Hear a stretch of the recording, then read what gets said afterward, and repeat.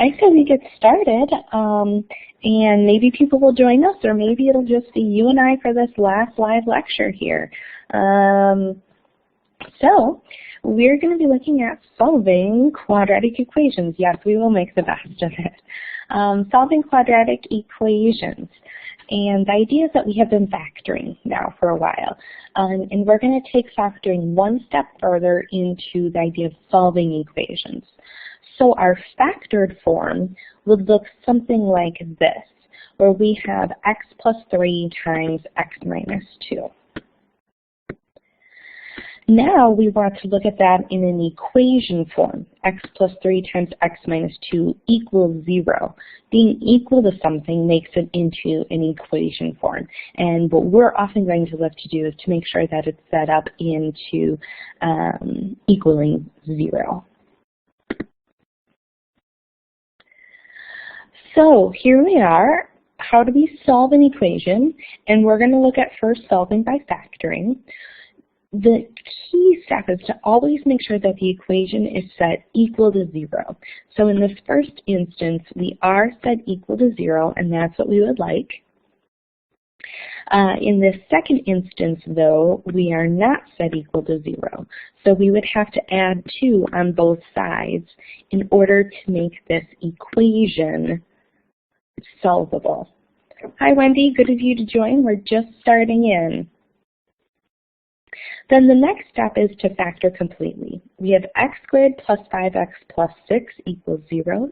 We're looking to see what multiplies to 6 and adds to 5. And we have x plus 3 times x plus 2 would be our factors.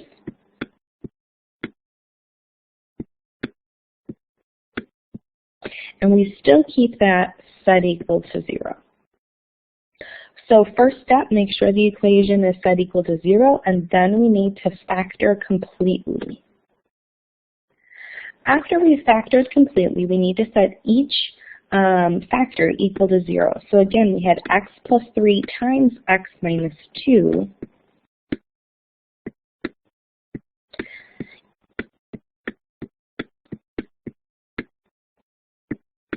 we had that whole factor initially set equal to 0. Now, why can we say that x plus 3 then can equal 0, or x plus 2 equals 0?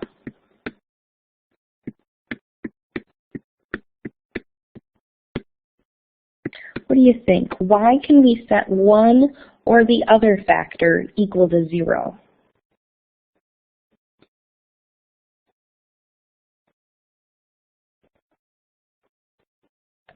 Great, French. So because one of the factors has to be 0 to get the answer to equal 0.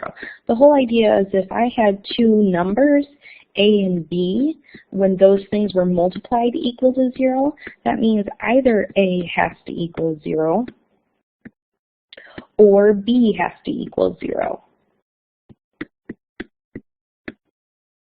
Which means either x plus 3 has to equal 0 or x plus 2 has to equal 0. So then our last step is to solve each equation. We would have x plus 3 equals 0, subtracting 3 from both sides. I see that x equals a negative 3, and x plus 2 equals 0.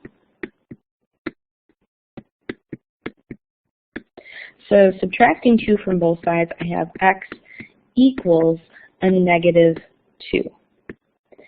And we want to check our results, and you do want to check it from the original equation. Our original equation says x squared plus 5x plus 6 equals 0. So we want to plug in negative 3 to see if that's correct, and we want to plug in negative 2 to see if that's correct. So, you know, in our heads, we can look at this. I'll do a negative 2. So we have a negative 2 squared plus 5 times a negative 2 plus 6 has to equal 0. And we see that negative 2 squared is 4 plus a negative 10. So we have 4 minus 10 plus 6. And sure enough, that does equal 0. So negative 2 is one of our answers. Looking at a negative 3, we'd get negative 3 squared is 9. Plus 5 times a negative 3 would be minus 15. Plus 6. And that also equals 0. So we are correct.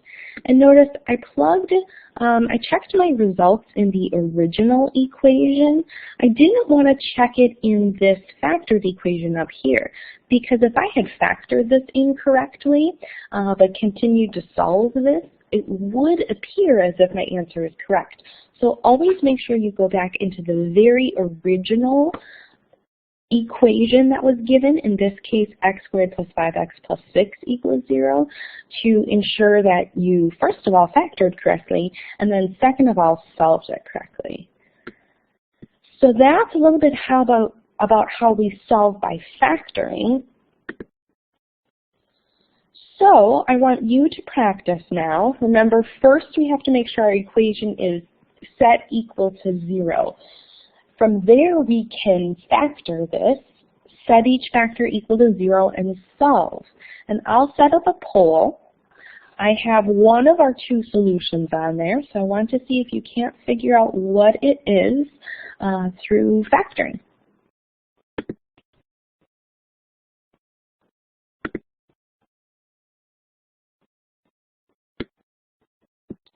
So again, make sure you set it equal to 0. That's key before you're able to factor. And once you have it factored, set both factors equal to 0 and solve.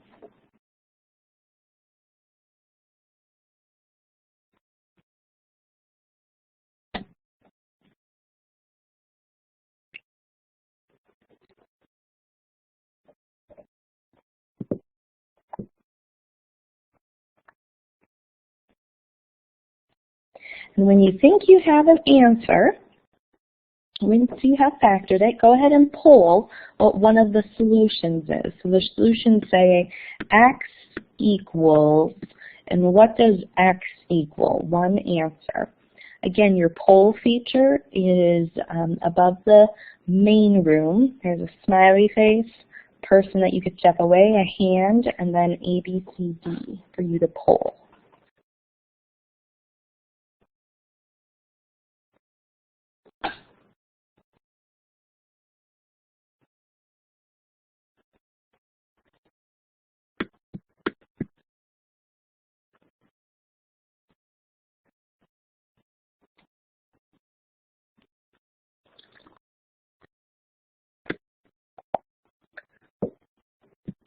Very good. I see one person has polled in. We'll wait a little bit for the rest of you to poll in.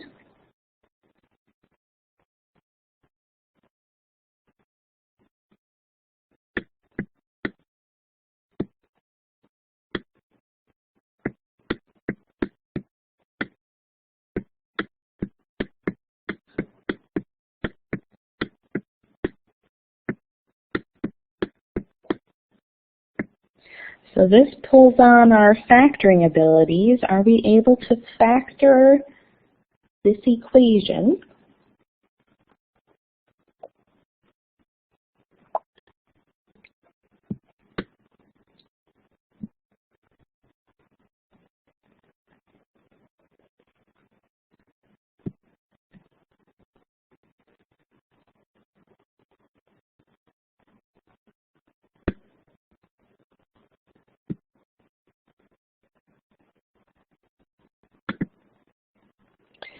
Okay, I'm just going to give you another 30 seconds and then I'll go through it.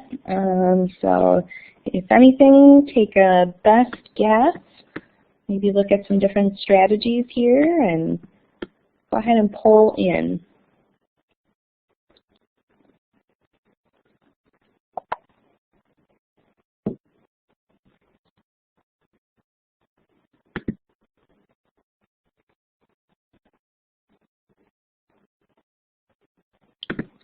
Okay, well, 2 people were able to poll in.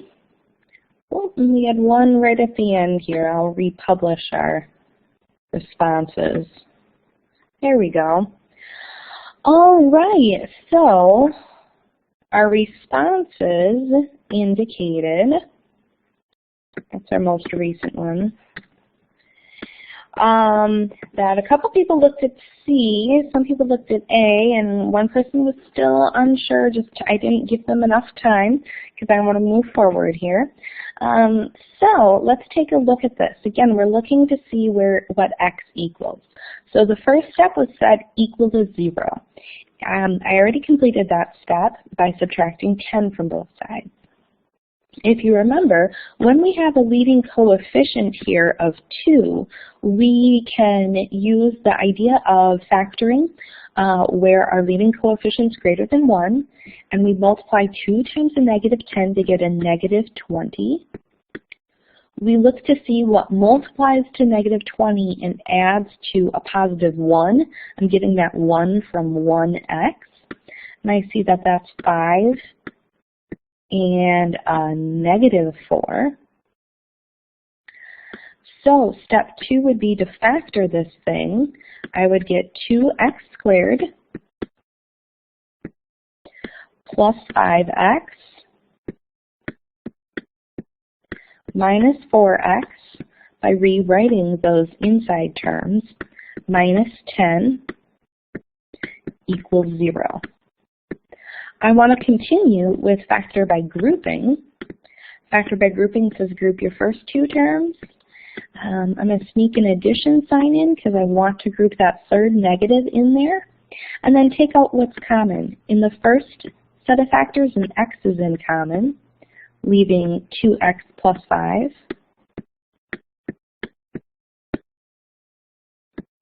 And in the second set of terms, a negative 2 is in common, leaving 2x plus 5.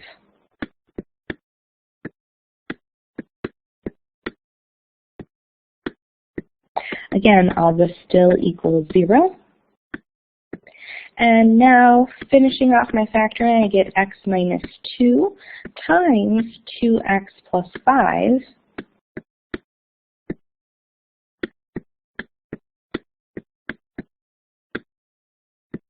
equals 0. And in looking at this then, my third step said set both factor equal to 0. So x minus 2 would equal 0, meaning that x equals 2 would be one solution. And we have found that solution in C. The other one would be 2x plus 5 equals 0.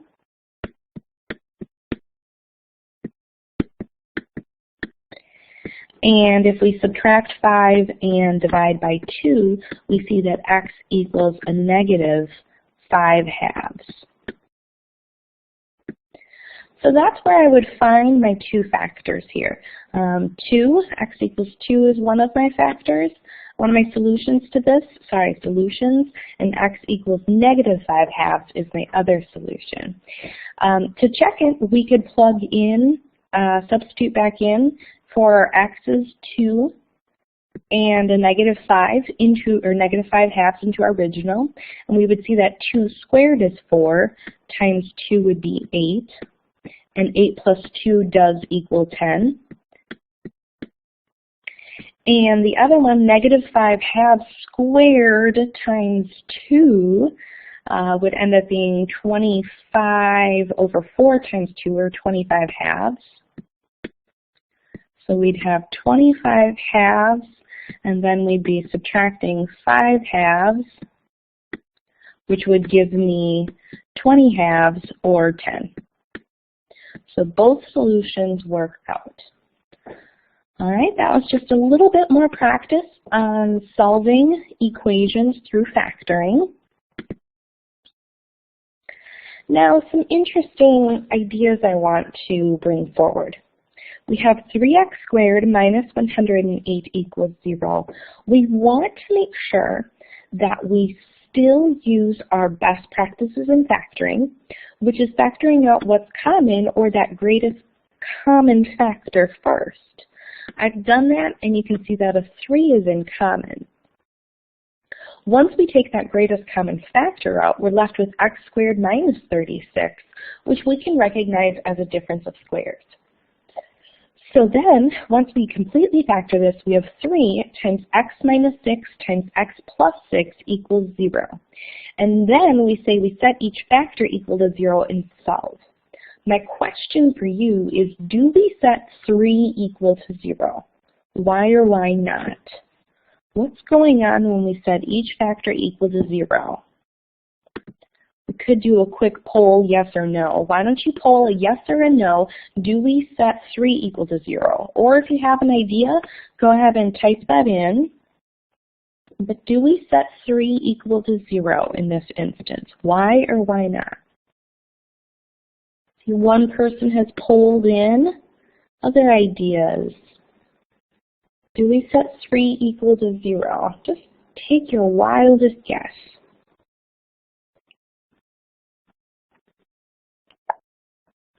Okay, French guesses yes. Wendy has polled and said no. Peter, you're our tiebreaker. We've got 1 yes and 1 no. What do you think, Peter? Peter is going with a yes. All right, so we ended up with 2 yeses and 1 no. 2 people thought yes, and 1 person says no. Well, let's take a peek at it. Here we have 3 times x minus 6 times x plus 6 equals 0. So what we normally say is we set each factor equal to 0. So I would say 3 equals 0, x minus 6 equals 0, and x plus 6 equals 0. The second two are pretty easy to see here. X minus 6 and x plus 6 equals 0. We would get x equals a positive 6 and x equals a negative 6.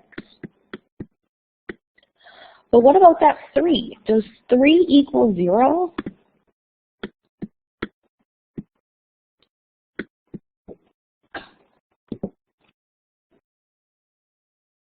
I'm waiting to see what you have to hear. Does 3 equal 0? Does this make sense? Is it going to be a solution? So, here we go. This is a good question. So Wendy said no, 3 doesn't equal 0. Okay, 3 does not equal 0. So even if we wanted to set it equal to 0, which we could, we're just going to end up crossing that off. Now, French brings up a good point. If I had factored out a 3x, would I need it to be set equal to 0? And I think you know me so well, because that's our next example. All right, so in this next example, again, I want to remind us of steps that we always have to set this equal to 0 to begin with. I have x cubed minus x squared. I'm going to subtract 6x over and set this equal to 0. Now, the greatest common factor here is x. So I am going to factor in x out of this, leaving x squared minus x minus 6, that whole thing equals 0. So now what are our 2 factors? What multiplies to a negative 6 and adds to a negative 1? Go ahead, if you figure it out, what multiplies to a negative 6 adds to a negative 1?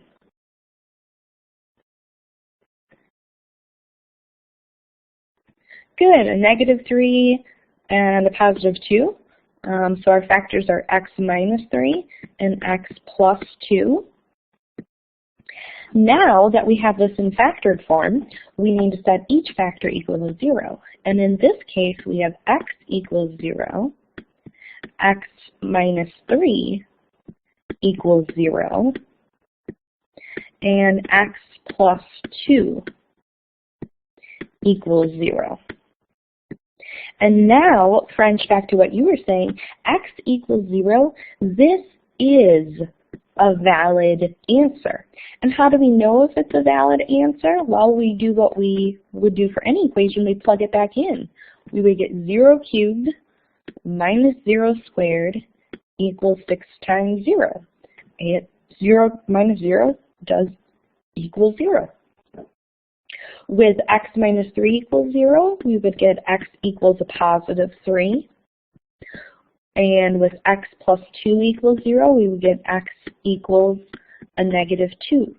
And again, I can check those by plugging them, substituting them back into the original.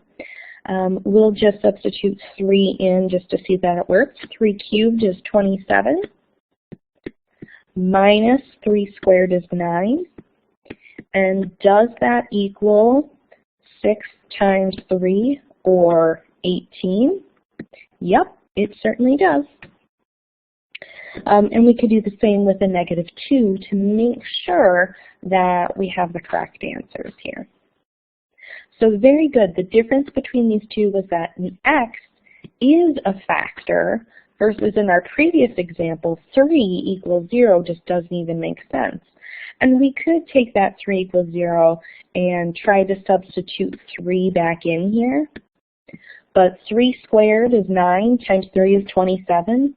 27 minus 108 is not 0. Okay, so we could see here that 3 wouldn't have even made sense if we had substituted it back in. But here, x equals 0, that does make sense.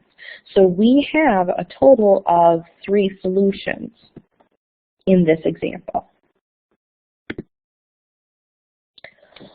Okay, we'll do a little matching game. I guess I'll assign each of you one to work on.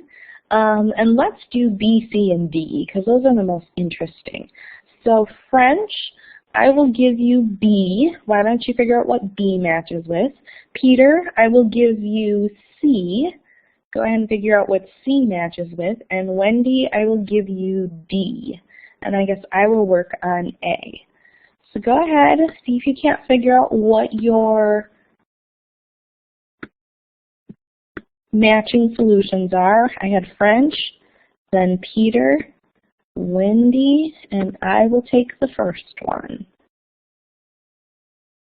If you want to, last one here, let's be a little adventurous. On the side you should see a list of tools. The third tool down looks like a pen. If you grab that, you could actually write your factored equation right below it.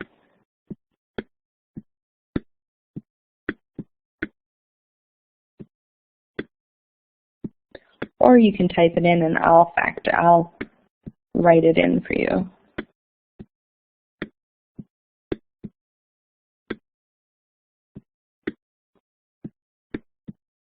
Remember, you always have to have these set equal to 0. Very important there.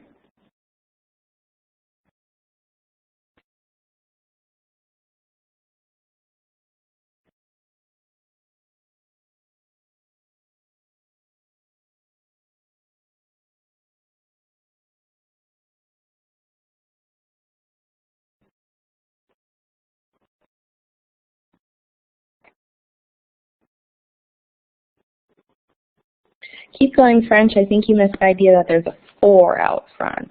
Oh, Wendy's having fun drawing on the board.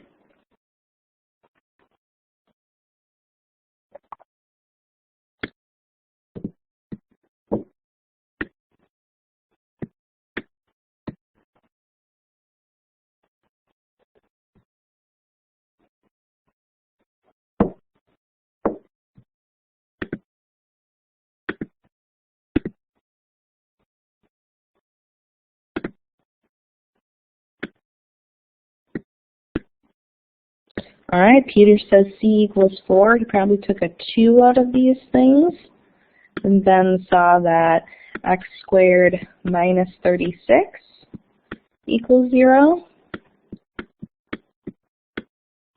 meaning x plus 6, x minus 6. That's our difference of squares. Looks good to me. So French, were you able to factor yours? I gave you a tough one with that leading coefficient there. All right, let me walk through B. And I think we know that B is going to go with A here. So let's take a peek at that off to the side. We would take 4 times a negative 26 is a negative 24. Oops, my fault. Ooh, almost ruined my own lecture here. First step means, the first step is that we have to get these things set equal to 0, meaning I have to add 6 over. Once I've added 6 over, the whole thing equals 0. And 4 times a positive 6 is 24. So you're looking for what multiplies to 24 and adds to 25. I think you correctly found that that is 1 in 25, or 1 in 24. But let's take a peek at how we would work that out then. We would actually then say that we had 4x squared, and we have to rewrite that as a grouping problem. So we'd have 4x squared. 25x would now become plus 24x plus x plus 6 equals 0.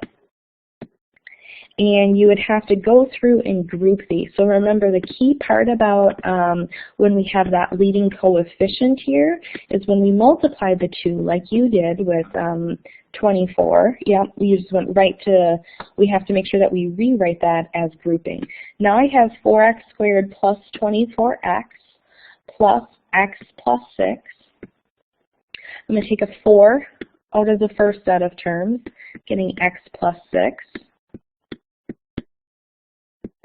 And I'm going to take, a 4x, and I'm going to take a 1 out of the second set of terms, that is the greatest common factor, to get x plus 6.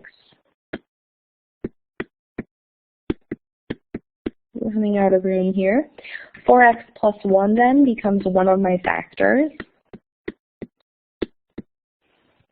And my other factor is x plus 6.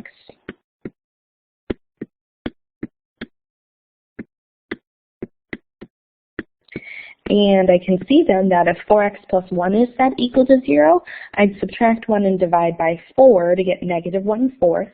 And x plus 6, I would subtract 6 to get x minus 6.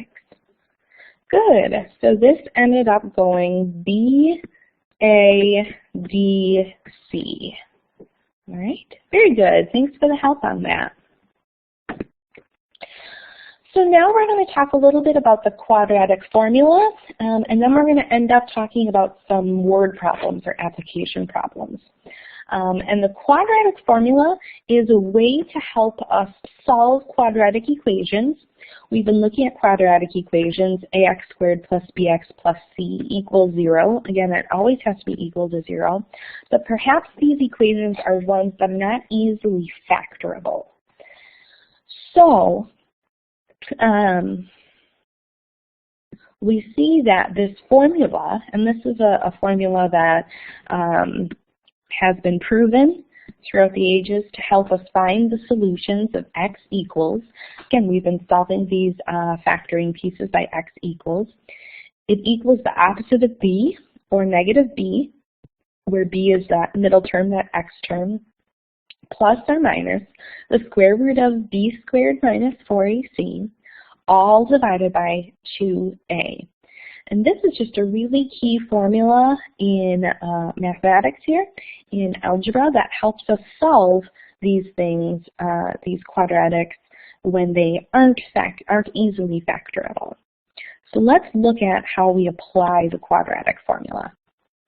Let's first take an example that we've already looked at today, x squared plus 5x plus 6 equals 0. If you recall, we already factored this one. This one is factorable to be x plus 2, x plus 3 equals 0. So we know that our solutions of this are x equals negative 2 or a negative 3. But I want to show you that this works even in the quadratic formula. So we have to figure out then what are a, b, and c terms. Well, a would equal 1 because that is the leading coefficient of our x squared term. b is going to equal 5. That's our term that is connected with the x. and C, our constant, equals 6. And again, notice that this has to be set equal to 0. That's part of the quadratic formula. So now that we have A, B, and C, we substitute those into this equation. So I start with the opposite of B, which is -5, plus or minus, and we'll look at what that plus or minus does. The square root of B squared, which is 25, right? 5 squared is 25, minus 4 times A, which is 1, times C, which is 6. This whole thing is being divided by 2 times A, 2 times 1, or just 2. Now let's simplify this a little bit. 25 minus, well, 4 times 1 times 6 is 24. So we get 25 minus 24. We're looking at just the square root of that thing, which is the square root of 1, which is just 1. So I'm going to simplify this to say that this is -5 plus or minus 1. Again, that whole square root piece simplified to 1, all divided by 2. Well, this doesn't quite yet look like what we saw before of a -2 and -3, but let's finish this off. We need to now simplify this, recognizing that one of our roots is a positive, right, +1, and one of them, or one of our roots, we are going to add 1, and for the other root, we're going to subtract 1, then divide by 2. So if we take the addition, we'd have -5 plus 1 is a -4, divided by 2 is -2. So there's one of our solutions. And then we subtract it, we get -5 minus 1 is a -6, and divide that one by 2, and we get a -3. So the quadratic formula works even if the answer is factorable. I just wanted to show you that in an example where you knew what the answer had to be because we've already factored it, but we do see that then with the quadratic formula we can solve things, especially once our square root, what's under our square root, does not work out so perfectly. So let's take a peek at that one then. We have 3x squared minus 5x plus 1 equals 0. Notice I've already set this equal to 0 for us. So then we have a, our a value equals 3. Our b value is going to be a -5. And our c value is going to equal 1. Now if you want, we can look to see if this factors. We can look to see if 3 times 1, which is 3, is there anything that multiplies to 3 and adds to a -5? I don't think so, right? We would have -1 times -3 would be 2 negative numbers that multiply to 3, and added they only get to -4. So I don't think that's going to work. So let's take these 3 numbers, A, B, and C, and substitute them in to the quadratic formula. So remember, this is going to be an x equals. So x equals the opposite of b. Here we have a -5, so the opposite of that is a +5. Plus or minus, remember that's going to give us 2 answers then. B squared, okay, a -5 squared,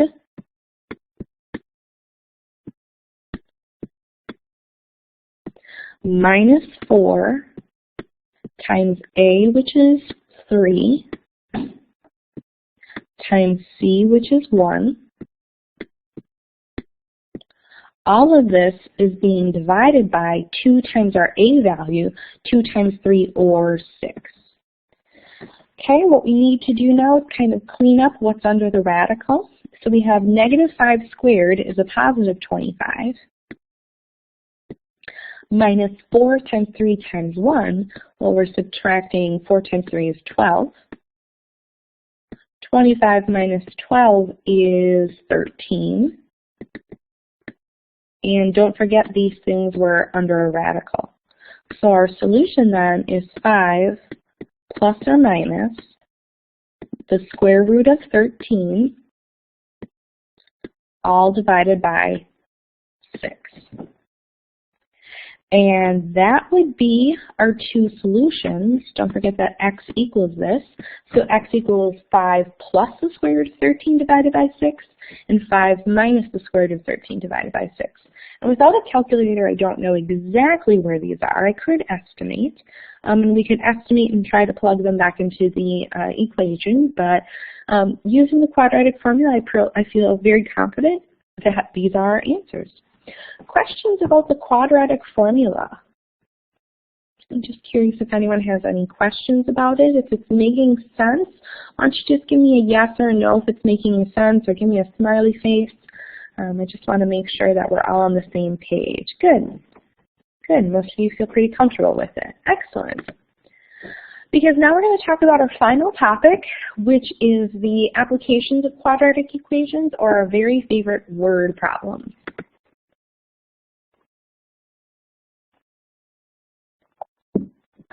So, there's many types of application problems with this. We're going to look at just a couple in the about 20 minutes that we have left here. This is geometric figures. So the traditional rectangular hut from Bama, Cameroon has a square footage of 48 meters squared. What are we talking about with square footage? Okay, for those of you who maybe have owned a house or rented an apartment, what exactly does the square footage, 48 meters squared, what does that mean? Yeah, area. We're really looking at the area. If we were to take a bird's eye view, what is the area of this rectangular hut, like the floor, the flooring area? 48 meters squared. So we want to find the dimensions of the hut if the length is 2 meters less than the width. And how we're going to solve this is similar to how we solved word problems in Module 5, which was to set up two equations with two variables. So our variables in this problem are going to be length and width. They were kind of given to us, right? We're going to be looking at the length and the width to try to find the dimensions of this hut, okay? But we need to come up with two equations for length, using length and width, okay? Any ideas? Before I give them to you, does anyone have any ideas of what one of the equations might be? Okay, what is one of the equations? Again, we're using the variables of length and width.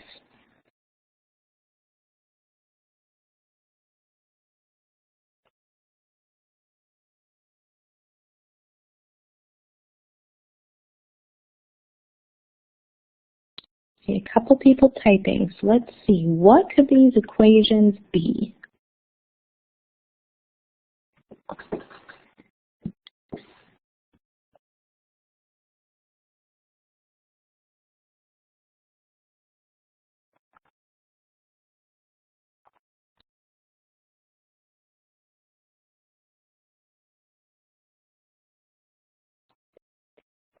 All right, well, we have a lot going on here.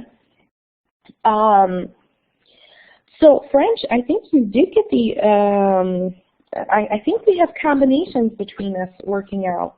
One that I think is important is the area equation, right? We know that the area of this is 48 meters squared, okay? So with 48 meters squared, we have the length times the width has to equal 48. And we'll leave the meters squared off right now so we don't have extra variables, but definitely correct. Then the next one says the length is, usually we interpret it then as the length equals, if it's 2 meters less than the width, that means it's the width minus 2. So when you are pretty close, just had your length and width switched around a little bit. In French, you've already gotten to our next step then. So first was these two equations. The length times the width equals the area. In this case, area of a rectangle is length times width is 48. And then the next equation was that relationship between the length and the width. The length equaling 2 meters less than the width, or width minus 2. So, we already found those equations. Length times width equals 48. And length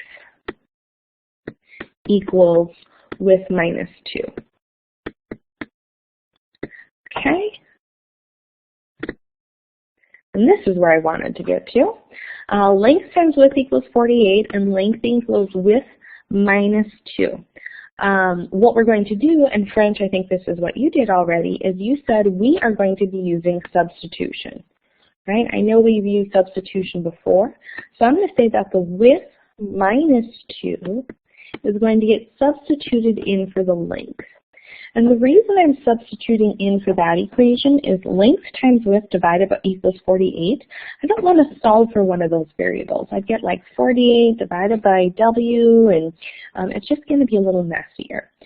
So we're going to say that W minus 2 is going to get substituted in for the length.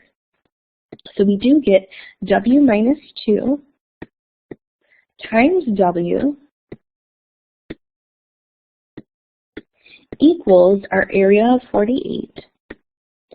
And now we're going to use our understanding of solving by factoring to finish this problem. So we would get W squared minus 2W equals 48.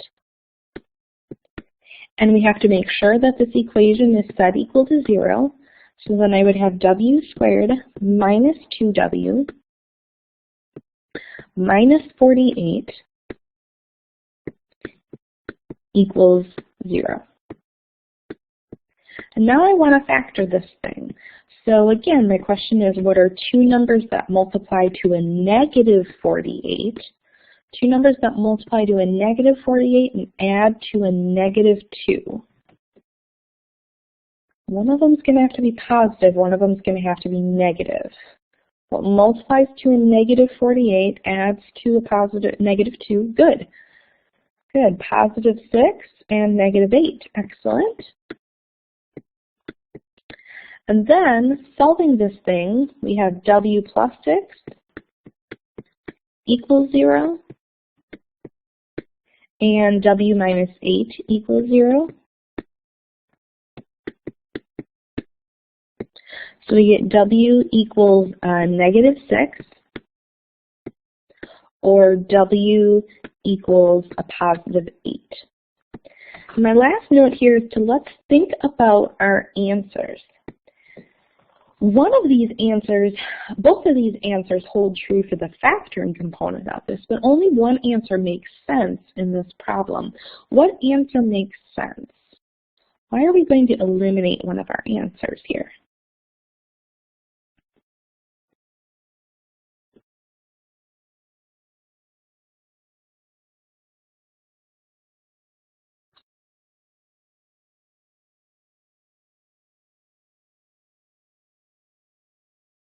Good, so everybody recognized that the width equals 8 is the one that's going to make sense, and the reason is because W equals negative 6, we're in a rectangular hut, and we can't have a width of a negative 6. There is no negative width. So that means we're going to have 8, and we were in meters. 8 meters is going to be our length, and we can say that, is our width, sorry, W is our width. So we can say our length is 8 minus 2, or our length is 6 meters. So 6 meters is going to be our length. Very good. So in these real-world problems, and only in the real-world problems, do we have to worry about making sure that our answers make sense? Can you think of an example where a negative answer would make sense? Can anyone think of an example where a negative answer would make sense in the context of this problem, or in context of a word problem?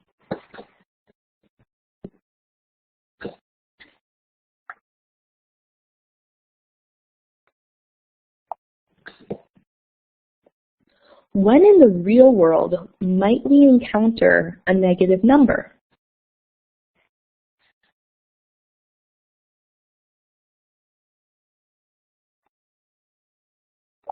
All right, a couple ideas here. Fluctuation in profit and loss. Yeah, we could definitely say that we lost, you know, $30,000 or something like that if we're big gamblers on the stock market. Temperatures, Wendy. Yes, that's one I often use with my students. We talk about degrees below zero. And so temperatures, there's definitely the opportunity to have negative numbers. So the reason I bring that up is I don't want you leaving thinking you always have to take away the negative answer. You have to read it in context of the problem. And in the context of this problem specifically, a negative does not make sense. All right. So we are going to finish off then with a problem that's actually going to help. We're going to use the quadratic formula. We're going to bring back in function notation. So this problem, a very typical math problem, says an object is launched directly upward at 12 yards per second from a platform that is 2 yards high. How long will it take the object to hit the ground, given that this is the function? H of t equals negative 16t squared plus 12t plus 2. And where h is the height and t is the time. And I see French is typing something, whoops. Do I have yards and feet in here? I have yards,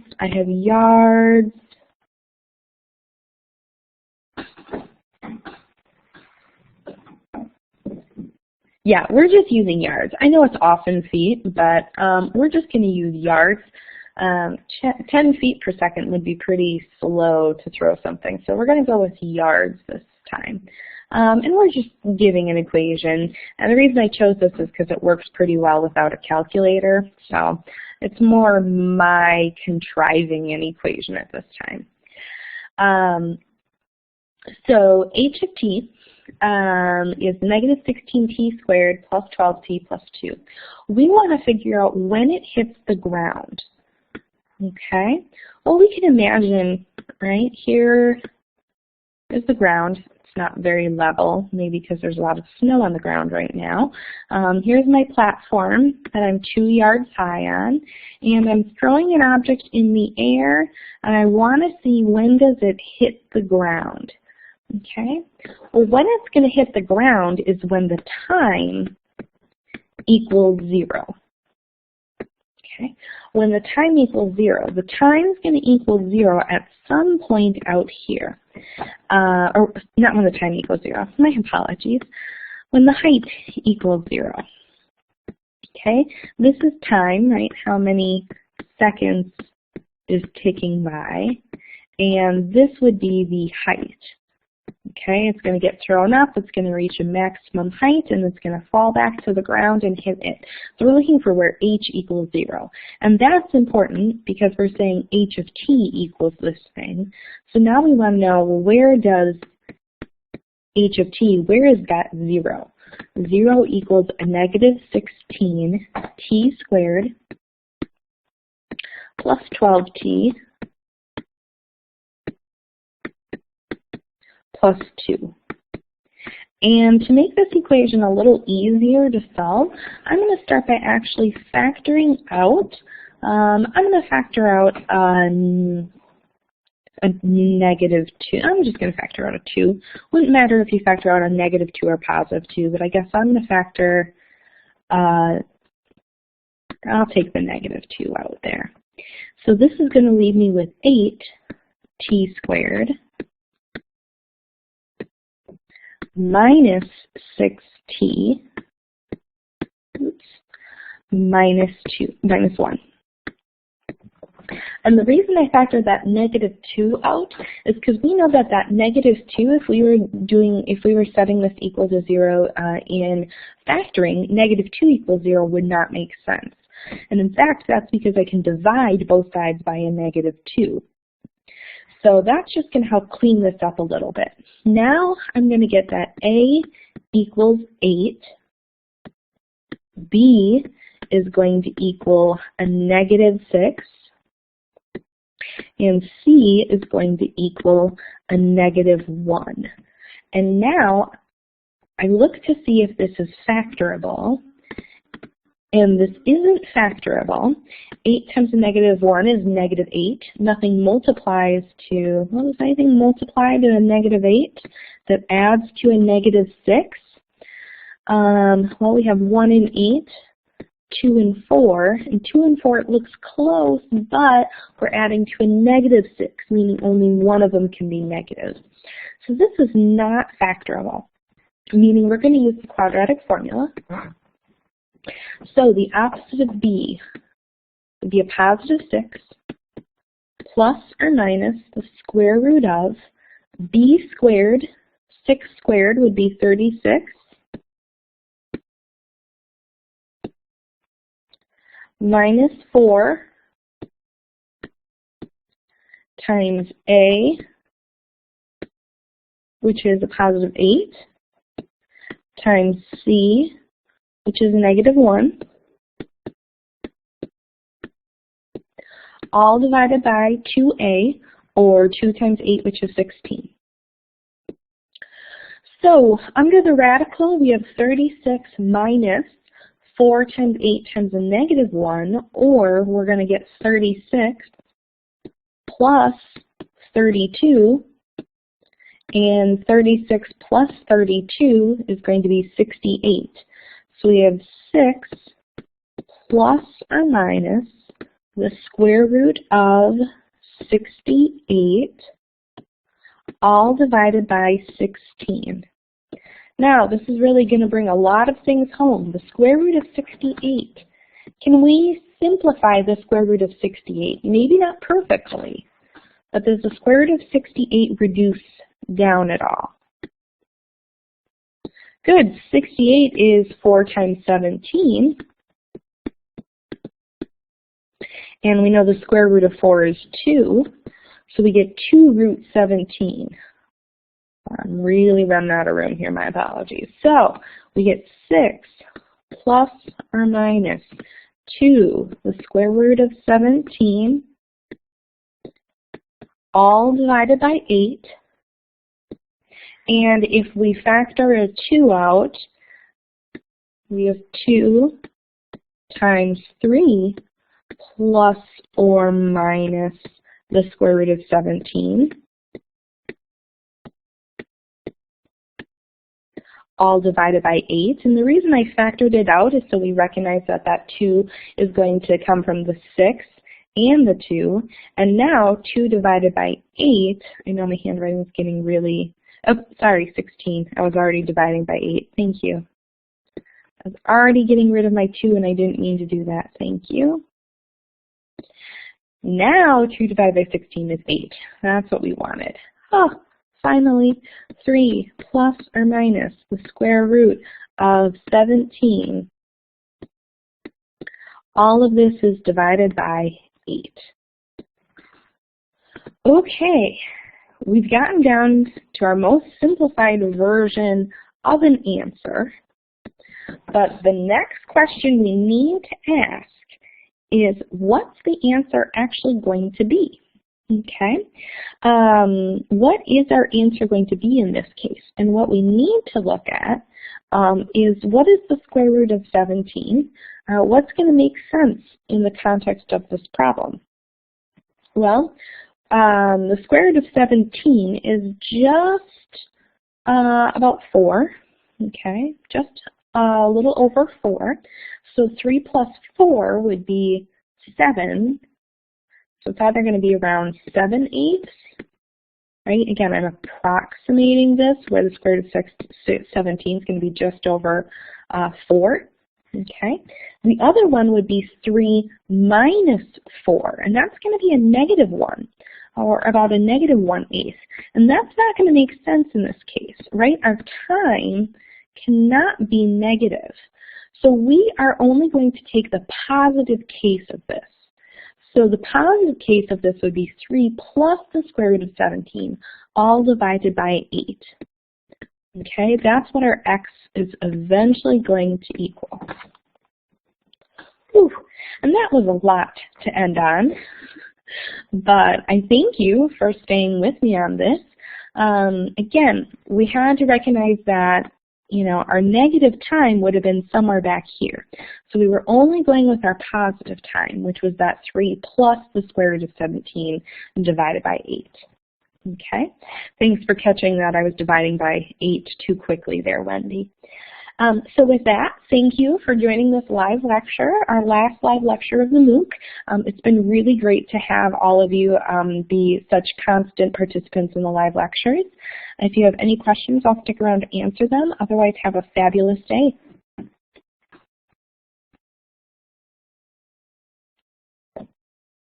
Thanks, Peter and French. Good to have you on.